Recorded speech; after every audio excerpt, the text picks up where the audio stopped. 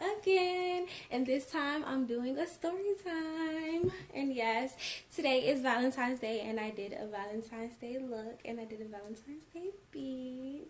Yes, and I had to wear my pink hoodie for you guys. So today's story time is gonna be about my abusive ex. Y'all, I went through 3 years of pure drama and chaos. I really want to say hell. Well, look, I already said it. But I went through 3 years of hell. I felt like I was in hell. And I'm not really going to put his name out there just because, for the sake of his reputation and, his identity and stuff like that. But I am going to give him a nickname, and we're just going to call him, what's a good name? Beater. We're going to call him Beater. Alright, so I met Beater when I was in middle school. But before middle school, I knew him when I was in elementary school. We went to elementary school together. I used to always see him in the hallways. He used to always see me. He'd just be staring at me. And I used to be like, ooh, he weird. Like, ooh, why he staring at me? Like, I used to, joan on him. And joaning means, in the DMV, it means, like, crack little funny jokes about him. But yeah, I used to be like, ooh, why he staring at me? Acting weird. I ain't really think nothing of it. I ain't think that later on we was going to have a relationship. So, I used to see him around, like, whatever, that's just him. So, middle school, he finally, grew courage to at least attempt to talk to me. Because I ain't gonna lie, I was a hard apple to crack. Like, I was like a hard catch. I still am. But, I was hard. Like, my attitude was jacked up. Like, I was horrible. I just don't understand. If you my friend, you know me, you know that I'm a mess, okay? Look, okay? But, yeah, so he didn't come to me himself at first. First, he sent his friends, and they were like, oh, my man's Beater, he want to talk to you. Like, he's trying to get to know you. So I'm like, what? Who y'all talking about? And I had a feeling that they was talking about him, so they ended up showing me or whatever. So then I was like, oh, okay, well, why he don't come to me himself? And they was like, all right, bet. So then he sent them a second time, but the second time he sent them to ask for my number. And I'm like, heck no, I'm not about to give my number to you. No, because that's how stuff, in middle school, that's how stuff be, getting spreaded. People be prank calling their phone. I don't be having time for that. It's childish. So then I told them, I'm not giving my number to you. I told them to tell him, I'm not giving my number to you. It's if you grow some courage and you come talk to me. And yeah, so one day, I used to hang out with this girl. I'm going to call her G4L. She was my G4L. Me and my G4L used to hang out. I used to go over her house after school when I was in middle school. So, yeah, we used to hang out. So, that particular day, I was going to her house. And, we was going to go do us, So, I was going to her house or whatever. And I got off the bus. And he was standing right there. So, something had just happened. I guess somebody had, got into a car accident. And the car hit the pole or something like that. But it was bad. But nobody got hurt, though. But him and his peoples was standing outside. And the mother, she was looking smiling at me. I was like, what the hell? They look weird. These people are crazy. So I was like, all right, okay. So then, me and my friend, my G4L, we was standing, we was looking at, what happened. We was being nosy. Black people always gotta be nosy. So, yeah, I was being nosy, and my G4L was like, oh, girl, Beat about to come over here and talk to you. I was like, oh, he not about to come talk to me? What? No. What? Who about to come talk to me? No, he not talking to me. So, yeah, he came over, he talked to me or whatever. I was like, so he was trying, I ain't gonna lie, I was giving him a hard time, because I was like, what you want? At that point, I was just like, y'all for everybody. I don't want no boyfriend. So he came and he started talking to me. He was like, yeah, they got into an accident and all this other stuff, yeah. And he was talking about so what's up with you? Yeah, he was like, what you about to get into? I was like, oh, I'm about to go over my G4L house or whatever. He was like, oh, so can I get your number? So I was like, I'm going to stop being mean. So I gave him my number or whatever. At the time, I ain't had no phone. I was trapping off the house phone. Everybody know. In middle school, not everybody's parents had money to give you, a phone. And, I was bad, so my mother ain't give me no phone. My mother knew. She knew. She knew. She gave me a phone. She messed up. But, yeah, I gave him my phone, my number. Actually, no. Yeah, I gave him my number, and we exchanged numbers or whatever. So I ended up calling him or whatever. We was talking, and we was vibing that first night. I was like, oh, he cool. Yeah, he cool. Yeah, I was like, yeah, just, like, telling him, like, stuff. I was like, oh, I don't like this. I don't like that. I was being ghetto. So, fast forward, he finally asked me out, and I was like, sure. You cool? Alright, cool. Alright, sure. So, yeah, we was cool. Everything was good for a good little minute. And then, his mother was saying she liked me. I met the moms. I met the father, the stepfather, the sister, the brother. I met the whole family. Which I wish I never did, because little did I know, they was all children of the corn. Silence of the Lamb. If you haven't seen those movies, then you need to go look at them and then click back in this movie. We'll click back in this video. They were crazy. Like, his mother, like, whenever he would do stuff, she would never uphold him for anything. She always said that I provoked him. She'll say that I started arguments. And it's like, okay, yeah, I'm a very argumentative person, but I don't provoke you to the point where you feel like you can put your hands on me. It's never that serious. You have something wrong with you if you feel like that your every answer to a situation is violence. So, yeah, I ain't gonna lie. Yeah, he'll say something smart. And knowing me, if anybody knows me, they know that I'm like, when I get mad, I get rowdy, so I be ready to fight. So I embarrassed him one day in front of his friends because he got smart with me. And he do like little slick, evil stuff. Like, one time we was going through our little problems. Every relationship got their problems or whatever. We was going through our little problems. And he like, he gonna say something, oh, I'm about to go to a party with my best friend. I'm like, why are you going to a party with your best friend? His best friend is a girl. So I'm like, why are you going to a party with your best friend and we're having relationship problems? So you going to leave me here to deal with this by myself so you can go to a party with your best friend? I think not. So, yeah, I was like, no, we're not doing this. We're not rocking like that. So I was like, so what you supposed to be going as? And he was like, oh, I'm going as her date. And he said it like I wasn't going to have no problem with that. Like it wasn't nothing wrong with that. Like, it is something wrong with that. I'm going through problems, and you're going to leave me to go with your best friend to a party as her date. Something's wrong. Something's going on. So, yeah, he thought I was stupid. I was like, oh, so you think I'm stupid? Bet. So, he went. Boom. We made up or whatever. He apologized. Boom. So, I'm trying to go through his phone. And he had this little video of them. And I'm like, let me see the video. What happened at the party? Let me see the video. He want to try and show me. So I was like prying information out of him. Because, I'm Inspector Gadget. I'm like, look. Whoop, whoop, whoop, whoop. So I was looking like, yeah, who, what? Which I was doing.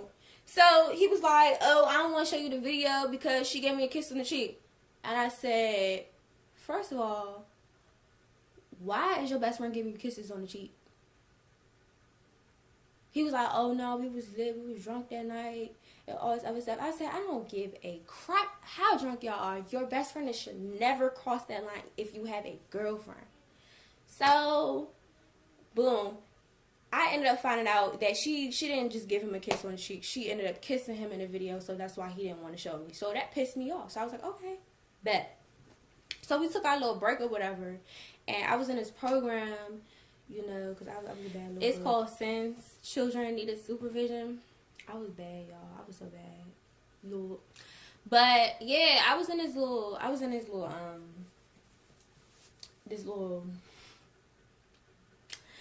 program, because, I ain't gonna lie, I used to run away, because I did not want to be in the house. I thought everything was just bad. I just want to get out and experience life. Everybody know at that age, you hot, you ready, you ready to get some action, you trying to go out, trying to experience life. That was me. I thought I could take the world by storm. So, yeah, I ended up in that program because I kept running away. So, yeah, in the program, I met to a couple people, and it was this one boy in particular, and we just gonna call him Pretty Boy because he was cute. He was fine. So we just gonna call him Pretty Boy. So me and Pretty Boy was talking. At the time, me and Beater was on a break. So me and Pretty Boy was talking. I was like, yeah, he feeling me, I'm feeling him. Boom. So we decided that we was gonna talk. So we was talking or whatever. And during that time, Beater was trying to get back with me to, you know, fix stuff like that. Because he realized, I guess he heard through the grapevine or whatever that I was talking to somebody else. I don't know how. I should have took that as a sign. Like, how you knowing my every move and you're not around me? Something's wrong. So, yeah, me and Pretty Boy ended up talking. He was feeling me, so I was feeling him. So, boom, we ended up going out. So, Beater at the time had my Twitter, and he had seen me and Pretty Boy messages. So, I ended up going to go see Pretty Boy or whatever. And me and Pretty Boy, you know, we made a little video. It wasn't nothing trifling. We just was like, y'all, yeah, we with each other, whatever, woo, woo, woo. Yeah, we booed up or whatever. We put it in this group chat. So Beater ended up seeing it. Beater is a snitch. Like, I cannot stand him, you know. Like, I'm not trying to downgrade nobody's son, but no, he was like a whole snitch. So when everything went down, he got mad because me and Pretty Boy ended up being together. He got mad. He got jealous. So he decided that he was gonna come to my house and get his stuff. So me, I'm like, okay, nigga, get your stuff. But then I realized he was pissed off. And when he get pissed off, like when any boy get real mad, they're capable of doing anything. So some told me not to open the door. So he was climbing balconies to get in my house. He was banging my door down. And I was like, look, my sister's in the house. You cannot come in here with that yelling. You can't come in here with that drama. You need to calm down, or else I'm calling the police. So then he was like, all right, I'm going to calm down. So then I was like, I will give you your stuff. Just go home. I'm going to call your mom. So he got mad. And I'm walking away. And next thing you know, I hear, boom, the door kick open. I'm like, what the hell? Like, what? So I'm shocked. I'm in shock. I'm like, how did he just kick my screen door down? Like, he broke the glass to my screen door. And he kicked my door down. And I was like, how do you do that? And I had both locks on. So he came in. I'm thinking, like, he's about to, like, go get his stuff. Like, I was just shocked. I was just, like, in a state of shock. I was just like, did this really just happen? So he comes in, and he was like, so you gonna leave me? You gonna cheat on me? And he's just like, boop, boop, boop. And he hit me in my face, and I just, like fell down. I started crying. I was like, oh, my God, like, is this really happening to me? And he just kept punching me and punching me and punching me. He grabbed me by my arm, dislocated my shoulder, and he slumped me on the ground, just punching me and punching me and punching me. I was crying. I thank God for my neighbors. Like, my neighbors were sent from heaven. Like, they really were. So little did he know that my next door neighbor, she was a cop. So she had a service dog. So they heard the commotion or whatever, and the service dog ran in there. He got scared. He ran. So the neighbor ended up chasing him down the street. It was so crazy. She said he had jumped over a gate. He was running. She couldn't even catch him. Like, he was hitting cuts like he was a criminal or something. And I was like, never again. Like, I was so in shock. Like, I was crying. Like, I could not believe that this boy that I love put his hands on me. And you know what? When his mother found out, you know what she said? She said, oh, but you provoked him. I was like, I know this heifer did not just say I provoked him. How do you provoke a person through a door? How? Sway, tell me. Tell me how you provoke a person through a door. Something is wrong with you. So, boom. Later on, I went to the hospital, and they said my nose, my nose is dislocated. Something fractured in my nose, and my shoulder was dislocated, and I would have to get surgery. So I didn't get surgery. As you can tell, like my nose is kind of uneven right here. You can see it. So if you ever just watch, you can see my nose structure. I live with this scar every day. It's just horrible. I would never, I've never thought that this would be me. I used to be the girl to be like, I never let a nigga put his hands on me. I never let this happen. I never let that happen. And then it happened. y'all, never say never. Never be that person to be judgmental. Never be that person to talk about somebody when they're going through something, because it can always turn around and it can always be you. So never judge a person when they decided they're not going to leave that person for beating them. I was stuck in that relationship for 3 years. And when he would like be very abusive, if it wasn't physically, it would be verbally. And I try to leave him, and he'll threaten me with little stuff like, oh, I got this video of you, or I'll tell everybody how you thought. Like, he'll do little slick stuff. And me, like, I didn't know, I've never been in something like this. So, you know, of course I stayed, because, you know, you know, that's all everybody knew me by was him. So I stayed in a relationship. It took me to about, like, a year ago to decide that I was going to get up, I was going to leave, and I was never going to turn back. I'm tired of going through this. I'm not going through it. So, you know, I decided I was going to leave, and yes, it was hell to pay. It was a price to pay. And, you know, it's sad. Like, it's sad. Like, it's just sad how, like, you can just meet a person, they be so nice one day. They be so nice. They sweep you off your feet, tell you they love you, how they gonna be there for you, how they never do these things to you. And he did everything to me that he promised he would never do. And every time he would do something, he would never take responsibility for it. He will always say, like, oh, I provoked them, or it was my fault. It's never my fault. It's your fault, because your mother didn't teach you how to be a man. Your mother babying you, and she, you know, not teach you how to be a man. Like, it's not okay. Like, these mothers need to teach their sons how to be a man. It's never okay to put your hands on a female. I don't care if she's provoking you. If you have sisters, go get you a sister to knock her out. If you got female friends, go get your friends to knock you out. And even if I did provoke you, go get your best friend, because I've been waiting on her. Like, for real. Like, it's never that serious for you to turn around and hit me. Like, I've never really provoked him to the point where, you know, like, yeah, we get into our fights, but, you know, he'll fight back or whatever to, like, restrain me, but it's never too serious to the point where you feel like you have to put your hands on it. And that's my point. So, my message to y'all today is, if you are in an abusive relationship, get out. Get out. I know it's hard. I know he may seem like he's going to destroy you. He's not going to destroy you. Because at the end of the day, he's a damn coward. And excuse my language, he's a coward. Any man that puts his hands on you does not love you. He does not.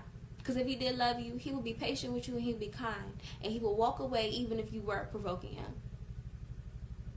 It's never okay to put your hands on a female. You are I almost said the word, you are a bitch if you put your hands on a female. And that's word. You really are. It's never that serious. So, if you in an abusive relationship, get out. The longer you stay, the worse it's going to get. It's never going to get any better. And I'm telling you, it's going to get worse and worse. Your beautiful face going to be scarred. You just need to get out. Because you every day you wake up, like every day I wake up, I see this scar on my face, and I just be like, Lord, why didn't I leave sooner? Why didn't I leave sooner? Why did I wait so long? I was so scared. Like, it just took me to wake up and realize, like, no, I need to get the hell out of this relationship. Like, no. Like, my mother, my sisters, my family would tell me, like, no, you need to leave him alone. I'm like, no, I'm not going to leave him alone. I'm just going to be patient with him. No, there is no patience. There should never be patience for a nigga that's going to put his hands on you. So, that's the end of my video, you guys. Came in to share my story about my abusive ex. Some people may know, but don't comment and put no names. And that shouldn't change your persona or your opinion about him. You know, he did what he did. Everything happened is done. I forgive. And I'm always going to forgive. And even though I have this scar on my face, I'm still going to be beautiful. And I'm still going to wake up, and I'm still going to have my head held high. Because you know why? Because the Lord is on my side. And I'm always going to have him on my side. And I'm always going to have vengeance. So. Oh, and Lil, you know, the little T. He ended up being with his best friend. They're together now. And all I can say is I'm praying for her. So, bye, guys. thank you for watching this video.